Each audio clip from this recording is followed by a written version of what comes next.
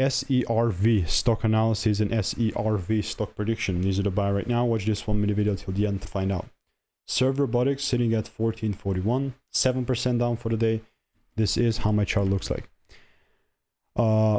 Previously, when we saw beautiful, you know, beautiful climbing of the price, and now like I'm just trying to double down on that. But in order for me to be bullish and really buy here, all I'm going to wait for is the price to give me this second break above 1554. And if the price doesn't give me that, then you bet that I'm not going to buy. I mean, it's that simple. Really that simple. We saw one break. If there is a second break above that, then I'm taking it higher.